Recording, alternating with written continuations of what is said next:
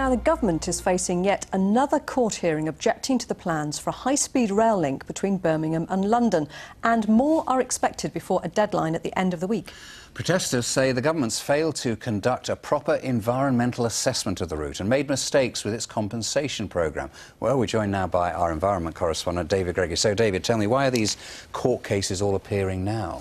Well, the government gave the go-ahead for HS2 at the start of the year, but then there's a 3-month window when individuals or groups who object to the plans, they can get everything together and try and push for a judicial review on certain parts of that decision.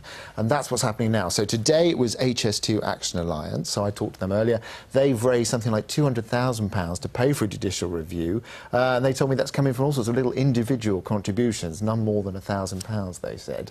And they join a group of councils, for example, Warwickshire County Council and Coventry City Council, who've got together to mount a similar legal challenge. And talking to people today, I wouldn't be surprised if we don't see at least one more major challenge to all this before the deadline at the end of the week. And what specifically are the grounds for objections?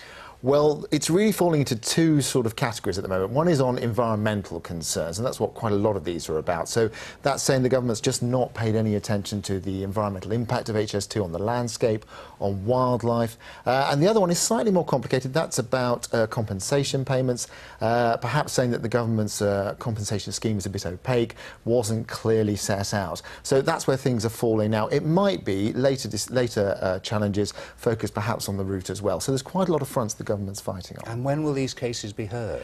Well, the government gets 21 days to look at what people have objected to, put their side of things, and all the paperwork goes off to a judge. After about 4 months from then, I would have thought a judge will say either, no, this goes no further, or if there is a case, then they'll say, yes, people can have their day in court. But there is a bit of a blockade on this kind of thing at the moment, so it might be some time yet.